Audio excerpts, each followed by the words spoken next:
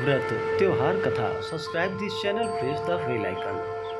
जय माता दी। आप सभी का आपके अपने YouTube चैनल पे बहुत बहुत स्वागत है।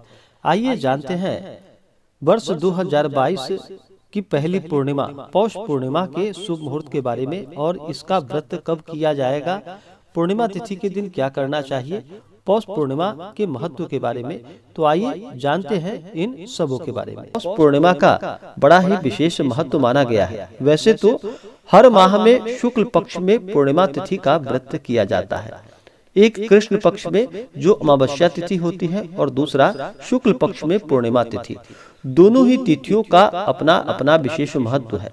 इस दिन स्नान का, दान का, व्रत पूजन का बड़ा ही विशेष महत्व होता है। पूर्णिमा तिथि के दिन इस दिन भगवान सत्यनारायण का पूजन किया जाता है। जो भी 32 पूर्णमासी का व्रत करते हैं वो भी इस व्रत को करते हैं और इस दिन माता लक्ष्मी की आराधना करते हैं। पौष पूर्णिमा का बड़ा ही विशेष महत्व है। इस दिन शाकंभरी पूर्णिमा है, तो शाकंभरी पूर्णिमा के दिन जो कि माता शाकंभरी का पूजन इस दिन विशेष प्रकार से किया जाता है। माता शाकंभरी की महिमा अगम अपार है। माता अन्न, फल, कंदमूल, वनस्पति की देवी है। माता शाकंभरी भी माता नौ दुर्गा का ही एक रूप है। इस जगत के प्राणियों के भोजन और भरण पोषण का भार माता शाकंभरी ही उठाती है। हम सब शाकंभरी पूर्णिमा के दिन माता शाकंभरी की जयंती मनाते हैं और उनकी आराधना और स्तुति करते हैं। शाकंभरी जयंती उत्सव मुख्य रूप से उत्तर प्रदेश, राजस्थान, महाराष्ट्र, तमिलनाडु और कर्नाटक में मनाई जाती है। देश के अन्य भागों में भी शाकंभरी जयंती मनाई जाती है। इस दिन स्नान दान कर माता शाकंभरी का पूजन करना चाहिए। इससे घर में कभी भी अन्न, फल या किसी भी प्रकार की वनस्पति की कभी कोई कमी नहीं होती है। सच्ची श्रद्धा से किया गया कार्य वह अवश्य ही सफल होता है। पूर्णिमा तिथि के दिन व्रत किया जाता है, तो इस बार पूर्णिमा तिथि का व्रत जो कि 17 जनवरी 2022 दिन सोमवार को किया जाएगा। पूर्णिमा तिथि प्रारंभ समय 17 जनवरी 2022 दिन सोमवार सुबह 3:19 और पूर्णिमा तिथि की समाप्ति होगी 18 जनवरी 2022 दिन मंगलवार को सुबह 5:19 पे। पूर्णिमा तिथि के दिन योग वैधृति योग दोपहर 3:51 उसके बाद विषकुंभ योग। इस दिन राहु काल का समय होगा जो कि सुबह 7:57 से सुबह 9:18 तक। इस दिन अभिजीत मुहूर्त सुबह 11:38 से दोपहर 12:20 तक। सूर्योदय सुबह 6:37 और सूर्यास्त शाम 5:21।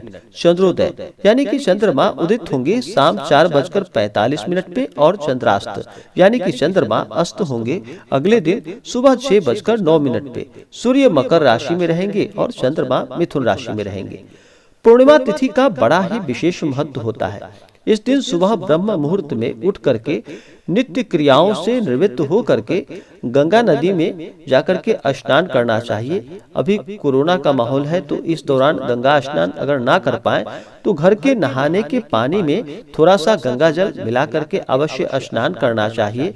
शुद्ध वस्त्र धारण करके और फिर व्रत का संकल्प लेना चाहिए। सबसे पहले तो भगवान सूर्य देव को अर्घ प्रदान करें। भगवान सूर्य देव आरोग्य के दाता माने जाते हैं। भगवान सूर्य देव आरोग्य को प्रदान करने वाले हैं, तो भगवान सूर्य देव को जल के अर्घ में लाल चंदन और लाल पुष्प डाल करके उन्हें अर्घ प्रदान करें। इससे पुण्य फलों की प्राप्ति होती है। इस दिन सोमवार का दिन है, तो सोमवार का दिन भगवान भोलेनाथ माता पार्वती का दिन माना गया है।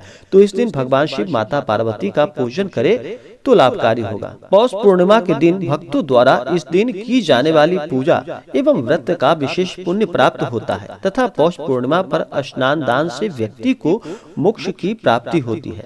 इस दिन से कल्पवास की शुरुआत हो जाती है। इस दिन कुछ धार्मिक उपाय करने से जीवन में आने वाले कष्ट भी कम होते हैं। वहीं घर में सुख और सौभाग्य बनी रहती है।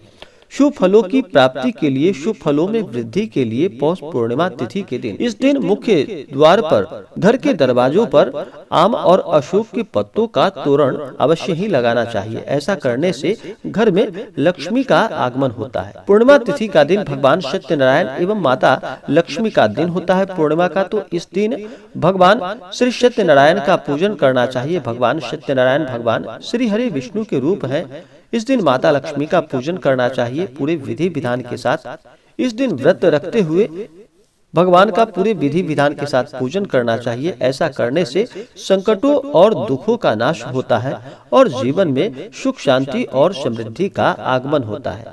रात्रि के समय भगवान नारायण की प्रसन्नता के लिए नृत्य, भजन, कीर्तन और स्तुति के द्वारा जागरण करना चाहिए। जागरण करने वाले को जिस फल की प्राप्ति होती है वह हजारों वर्ष तक तपस्या करने के बराबर भी नहीं होता।